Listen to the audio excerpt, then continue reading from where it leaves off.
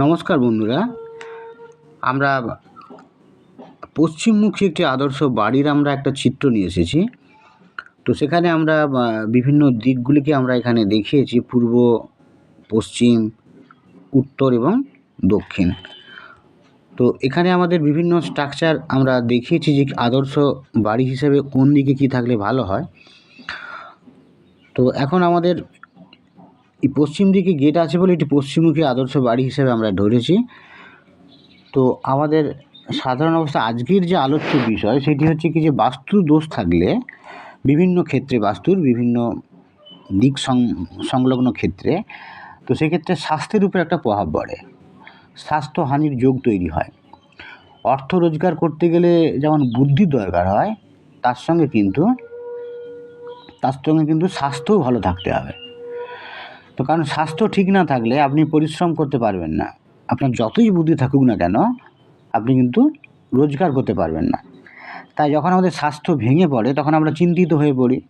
তো বাস্তুশাস্ত্র অনুযায়ী এই স্বাস্থ্য ভেঙে পড়ার কারণ কি হতে পারে সেই সম্পর্কে আমরা একটু আলোচনা করব। পশ্চিমমুখী আদর্শ একটা বাড়ির স্ট্রাকচার নিয়েছি আমরা। 1 নম্বর কারণ হিসাবে দক্ষিণ দিকে কুঁয়ো নেই, তো সেটা আমাদের নিশ্চিত করতে হবে।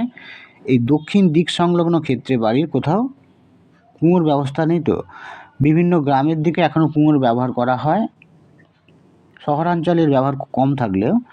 তো সেটি লক্ষ্য রাখতে হবে যে কারো বাড়ির পরিবারের যে সদস্যরা তারা শারীরিকভাবে অসুস্থ হয়ে পড়ছে, তো সেক্ষেত্রে কিন্তু যে জিনিসগুলোর উপর নজর রাখতে হবে, 1 নম্বর হচ্ছে দক্ষিণ দিকে কুঁয়ো আছে কিনা আমাদের দেখতে হবে। দক্ষিণ পশ্চিম কোণে বড় বড় কোনো গর্ত আছে কিনা সেটাও দেখতে হবে। তার মানে ঠিক এই সংলগ্ন জায়গার কোনো অংশে কোনো বড়, দক্ষিণ আর পশ্চিম, তো কোনো রকমের বড় গর্ত আছে কিনা সেই সম্পর্কে আমাদের নিশ্চিত হতে হবে, সেটা দেখে নিতে হবে। থাকলে সেটা বুঝিয়ে দেওয়ার ব্যবস্থা করতে হবে। দক্ষিণ পূর্ব কোণে কোনটা বড় নয়, তো দক্ষিণ পূর্ব কোণ যেটি আমাদের আছে সেটি যদি বড় হয়, মানে অন্যান্য কোণের থেকে একটু কোণে বেড়ে আছে, হয়তো সবসময় চৌকো জমি পাওয়া যায় না, কিন্তু তবুও দেখা যায় যে অনেকটা বেড়ে আছে, একটু একটু কম বেশি হতেই পারে। কিন্তু কোণটা যদি অনেকটা বড় হয় সেক্ষেত্রেও কিন্তু স্বাস্থ্যহানির একটা যোগ তৈরি হয়। দক্ষিণ পূর্ব দিকের থেকে উত্তর পূর্ব দিক বেশি উঁচু নয়, তো দক্ষিণ পূর্ব দিকের থেকে যদি উত্তর দিক বেশি উঁচু হয় তাহলেও কিন্তু একটা সমস্যা তৈরি হবে। দক্ষিণ পূর্ব যে কোণ, এই উত্তর দিক যদি বেশি উঁচু হয়ে যায় তখনও শরীরের উপর একটা প্রভাব পড়ে।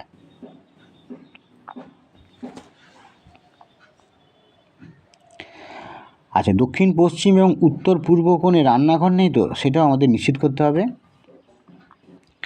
যে আমাদের দক্ষিণ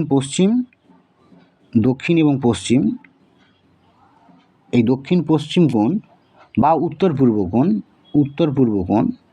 দক্ষিণ পশ্চিম বা উত্তর পূর্ব কোণ, এখানে রান্নাঘরের ব্যবস্থা থাকলে একটা সমস্যা তৈরি হয়, স্বাস্থ্যের উপর একটা প্রভাব পড়ে। প্রবেশদ্বারের সামনে কোনো কুঁয়া নেই, তো এই যে গেট বা প্রবেশদ্বার, এইখানে কোনো কুঁয়ার ব্যবস্থা নেই, তো সেটিও কনফার্ম হতে হবে। উত্তর পূর্ব কোণে শৌচালয় নেই, তো এটা নিয়ে আমরা আগেও ভিডিও করেছি। তো উত্তর পূর্ব যে কোণ, এটি তো ঈশান কোণ, এখানে শৌচালয় থাকলে কিন্তু স্বাস্থ্যের উপর সবচেয়ে বেশি বড় প্রভাব পড়ে।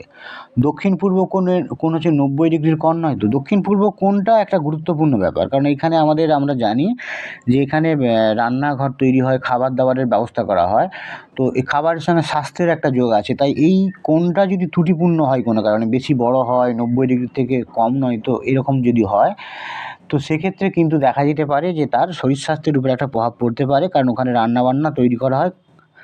তো সেই জন্য সেই খাবার আমরা খাওয়ার পরেই কিন্তু আমাদের সুস্বাস্থ্যের যোগ তৈরি হয়, বা আমাদের স্বাস্থ্য ভেঙে যেতে পারে যদি সেখানে ত্রুটিপূর্ণ থাকে।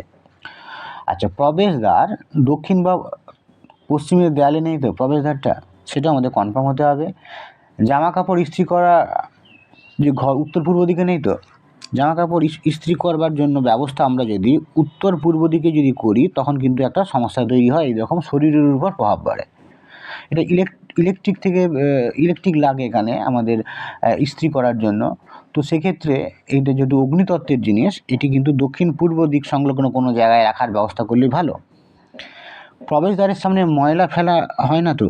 নিয়মিত দেখা যেতে পারে যে কেউ হয়তো ময়লা রাস্তার ধারে তো ময়লা ফেলে যাচ্ছে হয়তো প্রবেশদ্বারের আশেপাশে। তো এই এই রাস্তার পাশে এদিকেও হতে পারে, এখানেও হতে পারে। তো এই প্রধান যে গেট তার আশেপাশে কোথাও ময়লা ফেলার স্থায়ী ব্যবস্থা নেই তো? জমির অন্য ভাগের থেকে উঠান বেশি নিচু নয় তো? সেটাও আমাদের কনফার্ম হতে হবে। আপনার দরজার সামনে কোনো পিলার নেই তো? এই যে গেট যেটি আছে এর সামনে কোনো পিলার থাকলে সেখানেও কিন্তু সমস্যা হতে পারে। দক্ষিণ বা পশ্চিম দিকের দেওয়ালে আয়না লাগানো নেই তো? দক্ষিণ বা পশ্চিম দিকে যে দেয়াল এখানে কোনো ধরনের আয়না লাগানো থাকলেও কিন্তু সমস্যা তৈরি হবে, শরীর স্বাস্থ্যের উপর প্রভাব পড়বে। পূজার স্থানে ঘিয়ের প্রদীপের জায়গায় বাল্ব নেই তো? আমরা অনেক সময় ইলেকট্রিকের অনেক ব্যবস্থা করি, প্রদীপ টদীপ ব্যবস্থা করে আমরা ঠাকুর উত্তর পূর্ব দিকে যে ঠাকুর ঘর সেখানে আমরা এই ধরনের মোমবাতি বা সেখানে প্রদীপ ইলেকট্রিকের দ্বারা জ্বালানোর ব্যবস্থা করি। এইগুলো থাকলেও কিন্তু শরীর স্বাস্থ্যের উপর কিন্তু একটা বড় প্রভাব পড়ে ওই বাড়িতে যারা বসবাস করে। এটাও একটা নেগেটিভ এনার্জি আনে।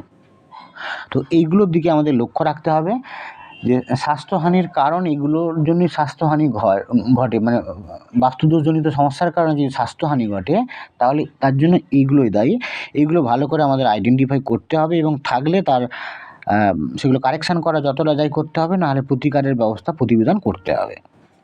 আজ এই পর্যন্তই।